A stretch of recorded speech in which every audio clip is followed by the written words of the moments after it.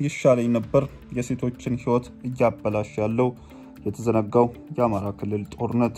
ይህ ዘገባ የመድፈርና የወሲብ ጥቃቶችን ክስተት በዝርዝር የሚገልጽ በመሆኑም የሚረብሽ ነው። የጥቃት ሰለባዎቹ ስም ዝርዝር የተቀየረ ሲሆን ማንነታቸውን የሚያስመለክቱ ዝርዝሮችን ለደህንነታቸው ሲባል እንዲቀየሩ ተደርጓል። እናት እሁድ ጠዋት ወታደሮች ወደ ቤቷ ሲመጡ ከ8 ዓመት የእህቷ ልጅ ጋር እንደነበረች ትናገራለች።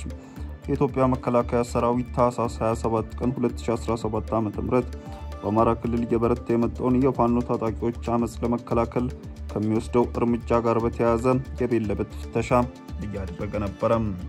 እናት የኢትዮጵያ መከላከያ ሰራዊት የደንብ ልብስ የለበሱ 3 ወታደሮች ደቡብ ጎንደር ወደሚገኘው ቤታቸው እንደመጡና ስለማንነቷ እንዲሁም የፋኖ ታጣቂዎች ከምትሰራበት ጠላ ቤት እንደሚመጡ መጠየቅ መጀመራቸውን ትናገራለች።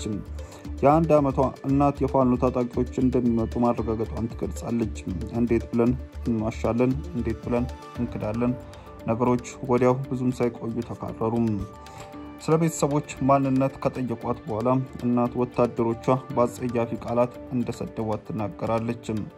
ከዚያም ህፃኗ ማልቀስ ስትጀምር በመሳሪያቸው እንዳስፈራሯት ታስታውሳለች።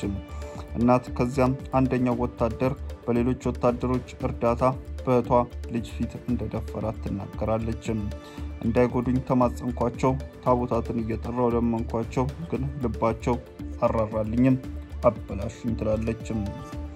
በሺዎች የሚቆጠሩ የመደፈርና ሌሎችም ጥቃቶች። እናት ብቻዋን አይደለችም። እናት የአማራ ክልል የትጥቅ እንቅስቃሴ ከተቀሰቀሰ ከሐምሌ 2015 ዓ.ም ጀምሮ ወሲባዊ ጥቃት ደርሶባቸዋል ተብሎ ከሚታመኑ በሺዎች ከሚቆጠሩ ሴቶች ውስጥ አንዷ ናት። ምንም እንኳን እውነተኛ ግጭት ነክ የወሲብ ጥቃቶች መጠን ሪፖርት ባለመደረጉና ባለመመርመሩ በትክክል ባይታወቅም ቢቢሲ ያሰባሰበው መረጃ ከሐምሌ 2015 እስከ ግንቦት 2017 ዓ.ም ድረስ ከ5 ዓመት እስከ 65 ዓመት ዕድሜ ያላቸው በሺዎች የሚቆጠሩ ሰዎች ያስገድዶ መድፈር ጥቃት እንደደረሰባቸው ያመለክታል።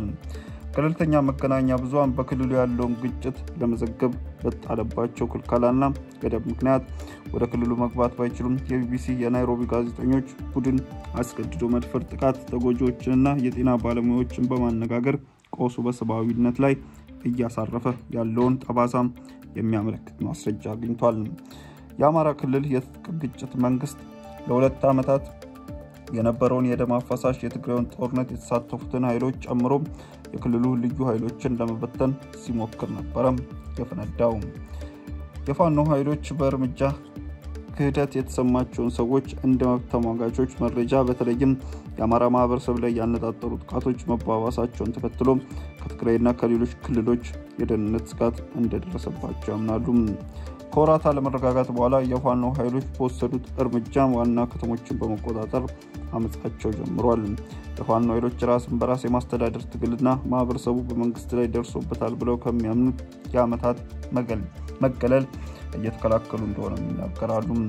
የፋኖ ኃይሎች ጽንፈኛ ብሔርተኛ የሚሏቸውን መንግስት ለአመጹ ምላሽ የድሮን ጥቃቶችን ጨምሮ ከባድ እርምጃ እየወሰደ ነው። ግጭቱ ሲጀምር አንስቶ ሁለቱም ተፋላሚ ወገኖች ያለ ፍርድ ግድያም ከህግ ውጪ እስራት፣ አስገድዶ ስወራም፣ የንብረት ውድመትና ዘረፋ እንዲሁም ሰፊ ወሲባዊ ጥቃቶችን ጨምሮ በርካታ የወሲብ መብት ጥሰቶችን በማድረስ ላይ ይከሰሳሉ። አምነስቲ ኢንተርናሽናል ጨምሮ የመብት ተሟጋች ድርጅቶች መንግስታት ተመጣጣኝ ያልሆነ ጥቃትን መፈጸሙን የሚያሳይ ማስረጃ እንዳለ አሳውቀዋል። ድርጅቶቹ ከዚህ በተጨማሪ የአማራ ማህበረሰብ በኢትዮጵያ አንዳንድ አካባቢዎች በጸጥታ ኃይሎችና በሌሎች ታጣቂ ቡድኖች ሆን ተብሎ በሚፈጸሙ ጥቃቶች ኢላማ እንደሆኑም ይናገራል። እናት የጥቃቱ ሰለባ ከመሆኗ በፊት በቤተሰቧ ውስጥ እንዳሉ ሌሎች ሴቶች ሁሉ በኦርቶዶክስ ሃይማኖት አስተምሮ መሰረት በተክሊል የማግባት እቅድ ነበራት። ከዚያች ቀን በፊት የወንድ የወሲብ ግንኙነት አርጌ አላውቅም ነበር ትላለች። አበላሽቶኝ ሄዱ፣ ይገሉኝ ይሻለኝ ነበር ትላለች።